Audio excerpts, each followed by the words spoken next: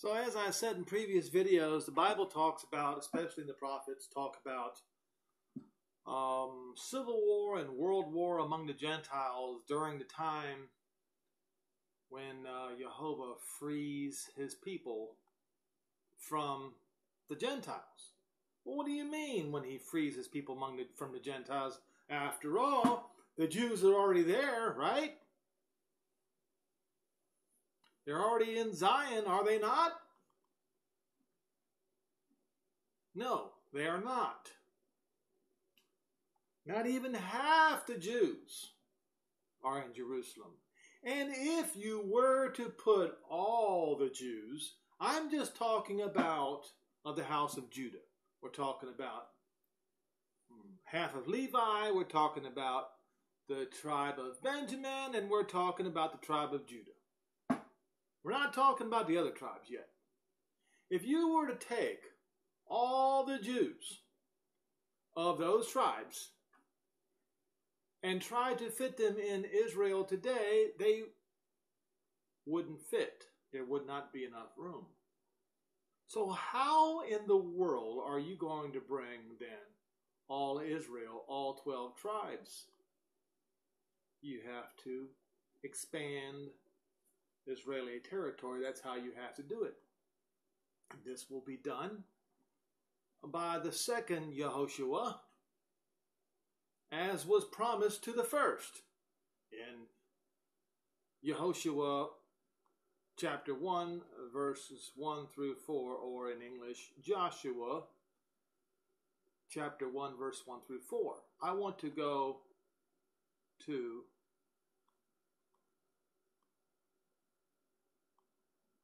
Isaiah 49. I want to go over the entire chapter. This is concerning the second Yehoshua and how he will be sent to do the work of the first Yehoshua,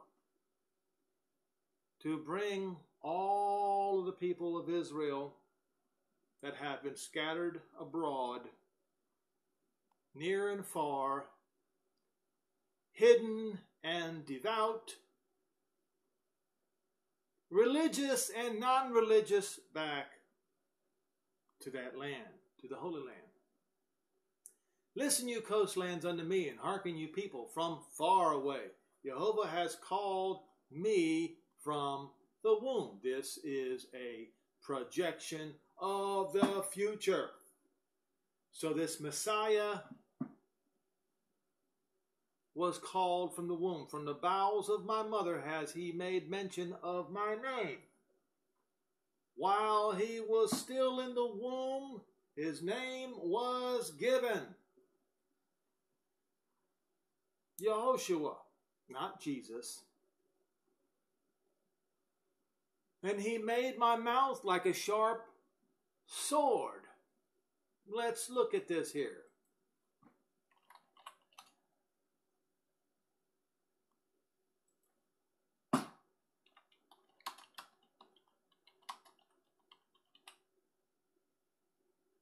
Revelation 19 and verse 15.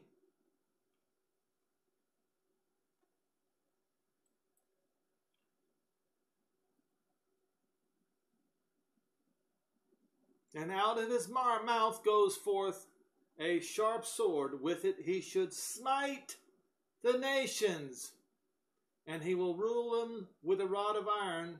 And he is the one who treads the winepress of the fierceness of the wrath of Almighty Elohim. Now, so we just read that part of Revelation, and we will continue when you will see how it matches up very nicely. And he has made me a polished shaft, and his quiver has he hidden me. So, before his birth, he was hidden. He was not around. He didn't even have a name. He was not revealed until he was in the womb. You Christians need to understand that and stop calling this Jesus. Stop calling him God, because he is not. Yeshua is the Son of Man. And Moses said, there will come a prophet like unto him, Moses, and him shall you hear. And he said, you are my servant, O Israel, in whom I will be glorified. And then I said, the Messiah says, I have labored in vain, I have spent my strength for nothing. And in vain, yet surely my judgment is with Jehovah, and my work is with my Elohim. And now saith Jehovah, that formed me, the Messiah, from the womb to be his servant, to bring Jacob again back to him. He was for one purpose. From the outset, for one sole purpose, and that is to bring Jacob back to Jehovah, back to the Father.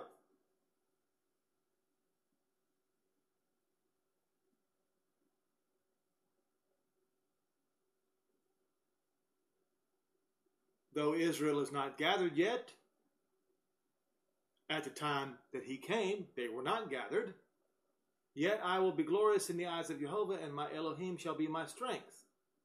Now, so the Messiah says, he feels like he's done it all for nothing.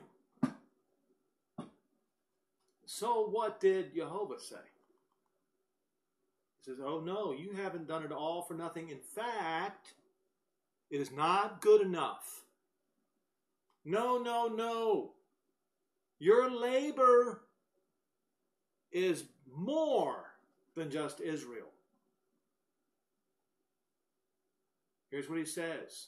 It is but a light thing that you should be my servant to raise up the tribes of Jacob. So to begin with, his sole purpose was to raise back up the tribes of Israel. But as you can see here, it seems to be that because the Messiah said in his heart, I have labored in vain, I have spent my strength for nothing, and in vain, yet surely my judgment is with Jehovah, and my work is with my Elohim. So Jehovah says,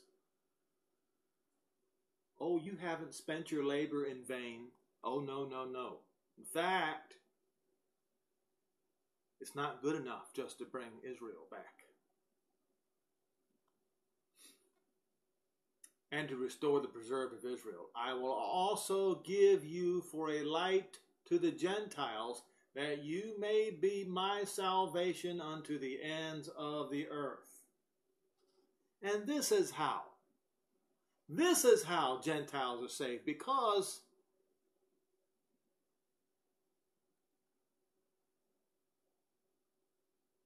the sacrifice, the labor of the Messiah was so great that it was not good enough just to save Israel, the tribes of Israel. It just wasn't. You see.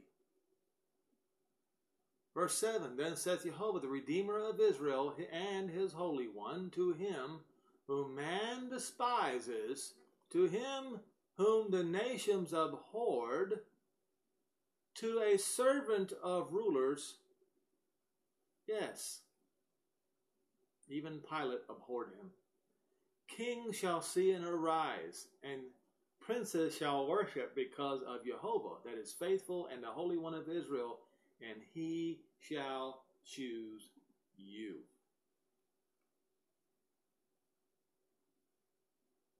For what? For what? For what reason? Verse 8, thus saith Jehovah, in an acceptable time. That's right, in the appointed time, in the set time, the time that was set from the beginning. Have I heard you, and in a day of salvation have I helped you. I will preserve you and give you for a covenant of the people to establish the earth, to cause to inherit the desolate heritages, that you may say to the prisoners, the exiles, the Holocaust survivors, and their relatives, and their relatives' relatives, and their relatives' relatives go forth. To them that are in darkness, show yourselves. They shall feed in the highways, and their pastures shall be in all the high places. Yes, those who suffered. That's right. Holocaust survivors, children of the Holocaust survivors, children's of the Holocaust survivors, relatives of the Holocaust survivors, the relatives of the relatives of the relatives of the Holocaust survivors. They shall not hunger nor thirst, neither shall the heat nor the sun smite them. For he that has mercy on them shall lead them, even by the springs of water he shall guide them. And I will make all my mountains a highway, and my highways shall be exalted. Behold, they shall come from so far that they will come from the furthest parts of the north, from the furthest parts of the west, and all the way to the land, from the land of Sinim. The land of Sinim includes Australia, China, Japan, Korea. The farthest reaches of the east is the land of Sinim, as it would say. Sing, O heavens, and be joyful, O earth, and break forth into singing, O mountains, for Jehovah has comforted his people and will have mercy upon his afflicted. But Zion said, the land said, Jehovah has forsaken me, and my master has forgotten me. Can a woman forget her sucking child, that she should not have compassion on the son of her womb? Oh yeah, they may forget, but I will not forget you. Look, I have graven upon the palms of your hands, and your walls are continually before me. Your children shall make haste. Your destroyers and they that made you waste shall run from you. That's right. All the Fakestinians, the Jordanians, the Russians, the Syrians, they're all going to run from you with their tail between your legs. Verse 18, lift up your eyes round about and behold, and look at all these gather themselves together and come to you. Now Jehovah is swearing by his own life again, and it pains me that Christians today have rejected these words, and Jehovah has sworn by his own life that this would happen. He swore by his own life. If you say it won't happen, you are denying that there is a creator. You are but an atheist if you deny these words.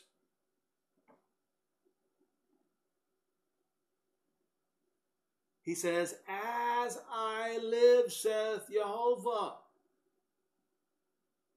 you shall surely clothe yourselves with them all. What in the world does that mean? Lift up your eyes. All these gather themselves together and come to you. Who are these that surely you shall clothe yourself with them all as an ornament? In other words, the land of Israel is going to be completely filled with all the Israelites from each and every tribe, and the land is going to wear all these Israelites like clothes, like ornaments, like jewelry, like the way a bride does. So you see, you Christians who go around and saying the church is the bride of whatever, you have no idea what you're talking about. Jerusalem is the bride of the Messiah. The Holy Land is the bride of the Messiah. And the people of Israel, they are the clothing, the jewelry, the adornment.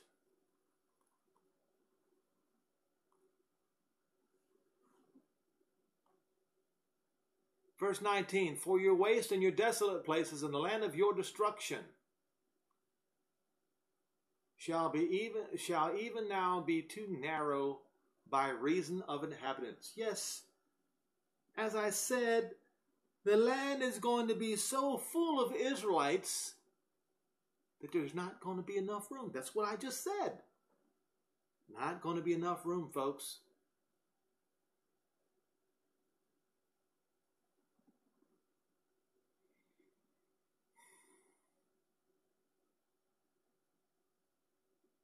May have, it shall be too narrow by reason of the inhabitants, and they that swallowed you up shall be far away. You see, those who've oppressed Israel, those who refuse to allow Israelites to go back home, refuse to allow Israel to expand, they will be driven far away so that the right thing can be done. Verse 20, the children which you shall have after you lost the others shall say in your ears, this place is too small for us. Give us more room so that we can live in our houses. Verse 21, then you shall say in your heart, who begot all of these? Seeing that I lost my children and am desolate and a captive and a wanderer. And that the children were wanderers. Who brought up these? Where did they come from? Behold, I was left alone. Where have they all been? The land speaking, you see. Thus saith Jehovah, behold, I will lift up my hand to the Gentiles and set up my flag to the people. And they shall bring your sons in their arms, and your daughters will be carried upon their shoulders. Yes, the Gentiles are going to foot the bill after they have been defeated. That's right.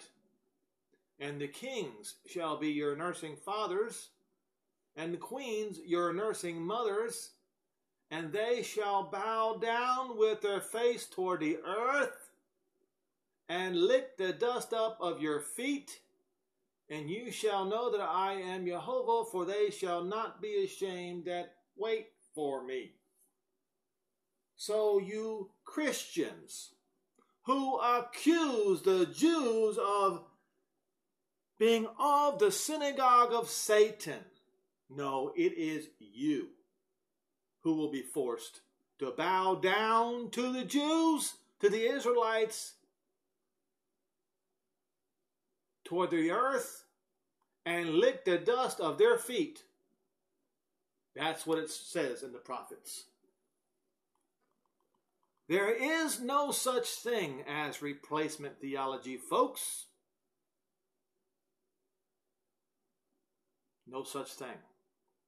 Replacement theology is a lie. It is the lie.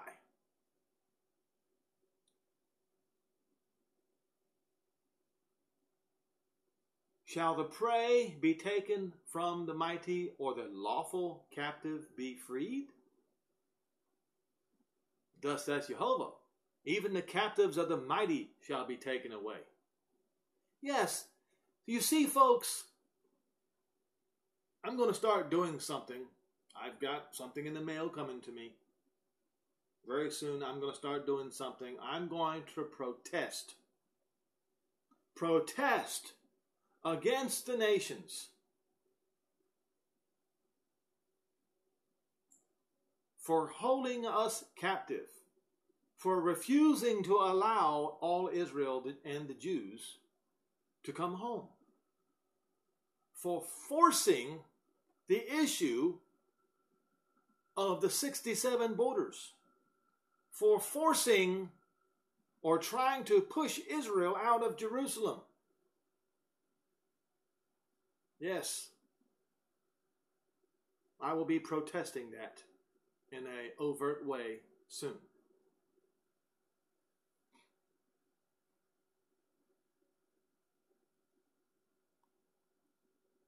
And the prey of the terrible shall be delivered. That's right. So, the flag is set up now, as he promised it would be. The flag is set up. He set up the flag, the Israeli flag. And after he sets it up in his land, then that's the next phase, what we just read here. And that phase is written in Joel 3. For I will contend with them, or with him that contends with you, and I will save your children. So he's speaking to the land again, and they say, oh no, this land does not belong to Israel. They belong to the Palestinians. Those are those who contend with the land of Israel. Those who refuse to recognize Jerusalem as the undivided capital of Israel. Those who refuse to put their embassy in Jerusalem. He is going to contend with them. And he's going to strip away all the Jews and all Israel from every land. And he's going to force these nations to foot the bill for it. That's what it says right here in Isaiah 49. Now, listen very carefully, because this is written in Haggai 2 in a different way. Verse 26, and I will feed them that oppress you with their own flesh. That's called civil war. That's what that's called. And they shall be drunken with their own blood. Civil war. And all flesh shall know that I am Jehovah, that I, Jehovah, am your Savior and your Redeemer, the mighty one of Jacob. Yes, the nations are going to kill each other. And you wonder why you see the insanity in Europe, the insanity in the United States. I'll tell you why this is happening. Because they will not let go of the holy people. They will not allow them to come home to their own land. They have forced the Israeli government to be a vassal state. That's what they have done.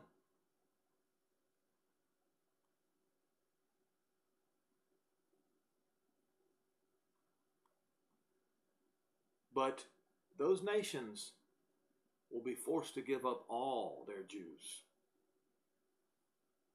all of their Israelites, lost and found, great and small, religious and crypto. All of them. Not one is going to be left behind. It is written in Jeremiah 39. Not one will be left behind.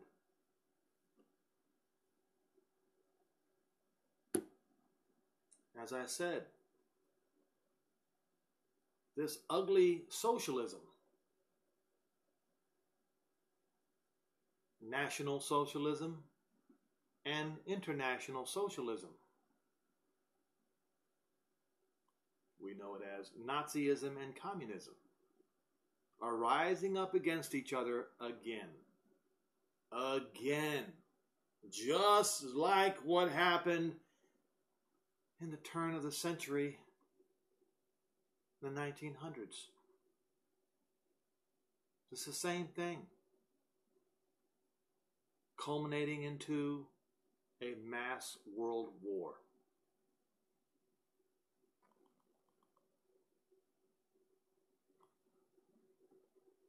It's written. They will kill each other. And so I say to the Jews, don't fear what's going on right now.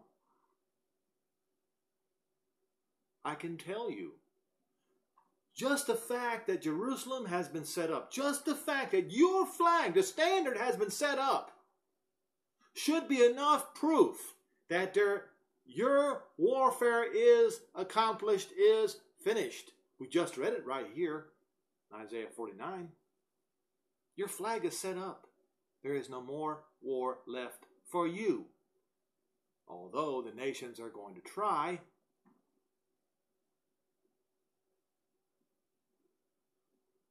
but it's over.